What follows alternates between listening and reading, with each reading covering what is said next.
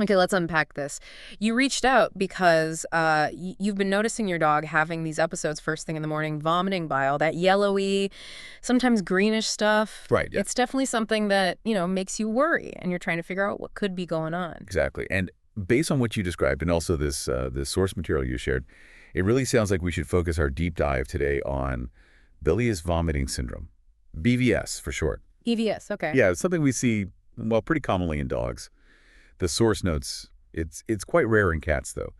And it's basically this recurring pattern of vomiting just bile. Bile, Yeah. right. The notes mention it happens because intestinal contents are actually backing up into the stomach. That sounds counterintuitive. It really does. Normally, the stomach and intestines have this very coordinated forward movement. Think of it like traffic flowing smoothly down a highway. That's what the source means by normal aboral gastric and intestinal motility. Mhm. And there's also a really important valve, the pylorus, between the stomach and the small intestine.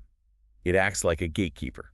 So the pylorus is meant to stop stuff from flowing backward? Exactly. It's mostly a one-way street. But with BVS, something in that system, that motility or maybe the valve function, isn't quite right. Mm-hmm.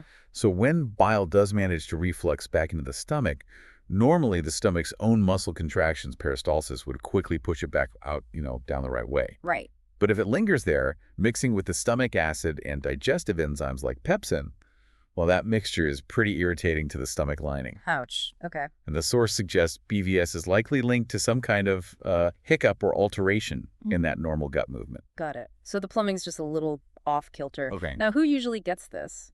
Any particular dogs? Well, the source is pretty clear. It's mainly dogs. And interestingly, it says most animals affected are middle-aged or older. Okay, so not usually puppies. Not typically, it seems. And what's also helpful is that it doesn't appear to favor any specific breed or sex. So it can happen in pretty much any middle-aged to older dog. Good to know. So what are the key signs? How would you know it's likely BVS rather than, say, just a random upset stomach? Because dogs vomit sometimes, right? That's a really important question. The absolute hallmark sign here is this chronic, meaning ongoing, but intermittent, so not necessarily every single day, vomiting of only bile.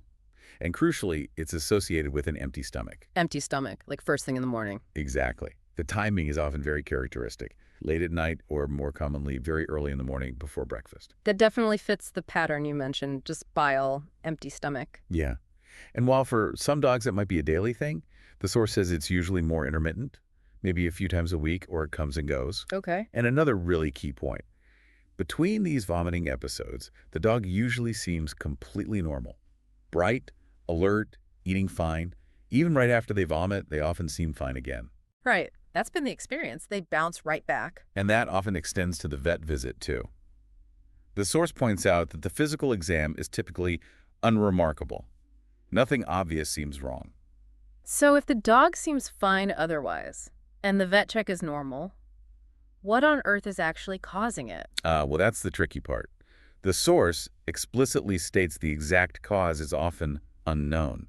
They use the term idiopathic. Idiopathic, meaning we don't really know for sure. Precisely. But the strong suspicion, based on the source, lies with those motility issues we talked about. Right. Either primary gastric hypomotility. Meaning the stomach isn't emptying properly, like it's a bit sluggish? Exactly. Or it could be abnormal, oral-directed, intestinal peristaltic motility. Whoa, okay, say that again. Oral directed. Yeah, it's a bit technical, but it basically means the contractions in the intestine might be going the wrong way, sometimes pushing stuff back towards the stomach instead of away from it. Okay, so stomach's lazy or the intestines are pushing backwards. Got it. Those are the suspected primary issues. But the source also mentions that other conditions can mess with motility and lead to bile reflux. Things like inflammation in the stomach, gastritis, or the first part of the intestine, duodenitis. Ah, so something else could be triggering the motility problem. Potentially, yes. Or even an actual intestinal blockage, though that would usually cause more severe signs. That's why it's important to investigate and rule out other possibilities. Like what specifically? The source mentions looking for things like Giardia, that's a parasite, also inflammatory bowel disease, or IBD. Right, I've heard of IBD. And even things like intestinal growths, like neoplasia, or other kinds of obstructions need to be considered, just to be safe. It makes sense. You need to rule out the serious stuff. Definitely. Oh, and one specific risk factor mentioned is if the dog has had previous surgery on that pyloric valve we discussed. Any surgery there could potentially affect its function down the line. Okay, that makes sense too. So diagnosing this isn't straightforward then. It sounds like a process of elimination. Very much so. The source stresses that lots of different things, both inside and outside the digestive tract, can cause chronic vomiting. So, differential diagnosis ruling out other causes is key. Right. Job one is making sure it's not something else serious. The source specifically flags checking for giardia and any kind of intestinal blockage. Absolutely. Those need to be ruled out. And inflammatory bowel disease is another big one to keep on the radar. Okay. What about basic tests, like blood work? Interestingly, the source says that routine blood tests, the CBC, biochemistry panel, and urinalysis, are usually normal in dogs with straightforward BVS. Huh. So those standard tests might come back clean even if the dog is vomiting bile regularly. Often, yes. Yeah. Which can be frustrating, but it also helps point away from some other systemic diseases. So what does help diagnose it then? Well, next steps often involve a fecal examination, specifically looking for parasites like Giardia. Then you might move on to imaging. The source mentions things like barium contrast studies. That's where the dog swallows liquid barium that shows up on x-rays, helping visualize how things are moving. Right, you can watch it travel through. Yeah, although the source adds a little caveat that interpreting those can sometimes be tricky and best done in a hospital setting. Other options include using barium mixed with food, or special radiopaque markers, or even these high-tech motility capsules like the Smart Pill to directly measure how fast the stomach is emptying. Wow, okay. Technology. What about endoscopy, looking inside with a camera? Endoscopy can be really valuable. A vet passes a small camera down into the stomach and upper intestine. What would they see?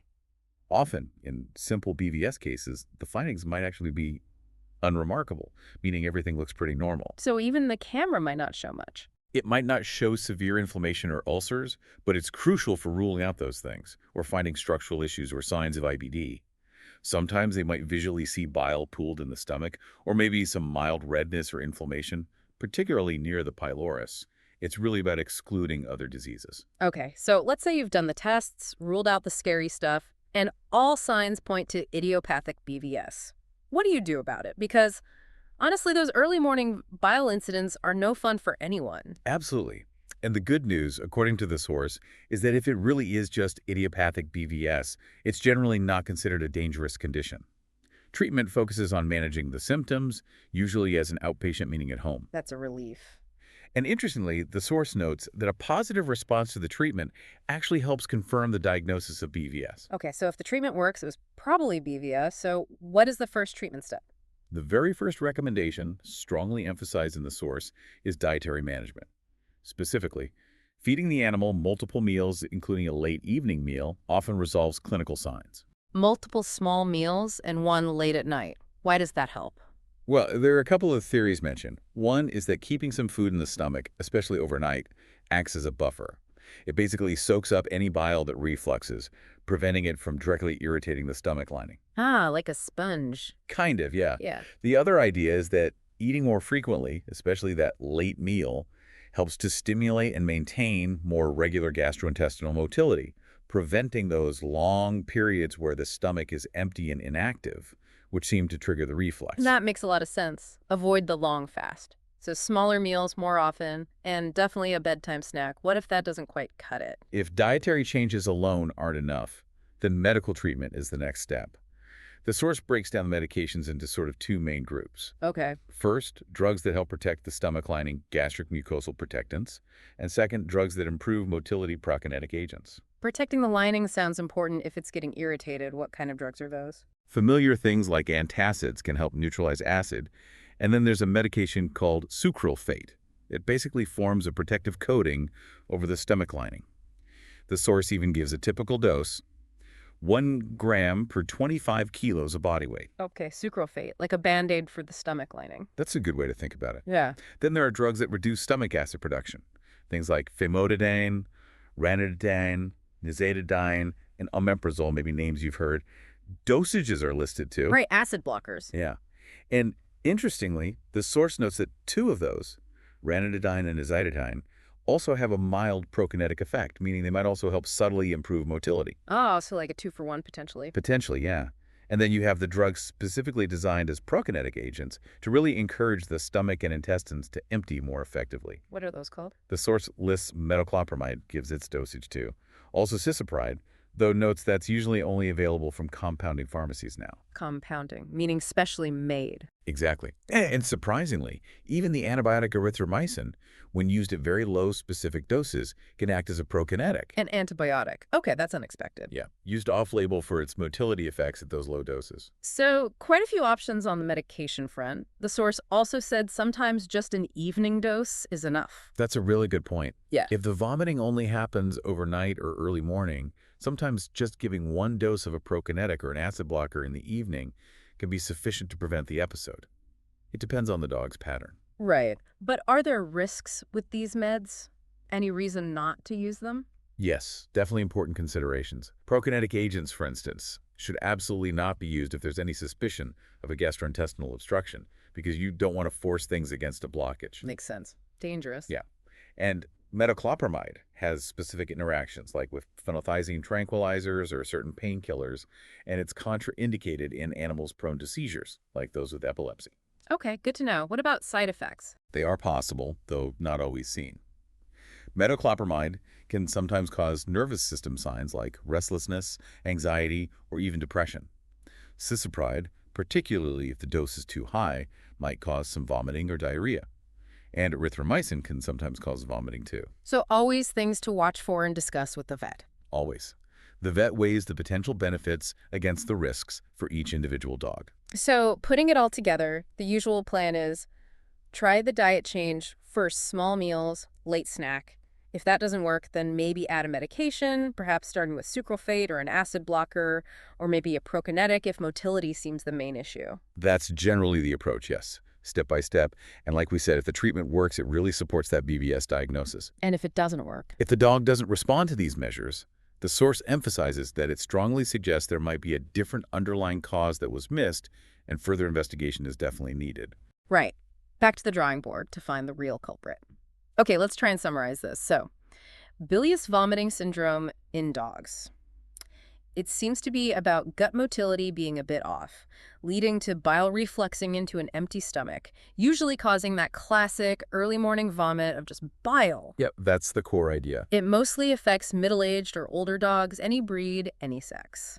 The cause is often officially unknown idiopathic, but likely linked to slow stomach emptying or backward movement in the intestines. Exactly. And the good news is, after ruling out other more serious things, it's often manageable, primarily starting with changing feeding schedules, multiple small meals, plus a late-night snack. That's the cornerstone, often very effective. And if needed, medications like stomach protectants, acid blockers, or prokinetics can help, under veterinary guidance, of course. Absolutely. That veterinary consultation is non-negotiable for proper diagnosis and treatment planning.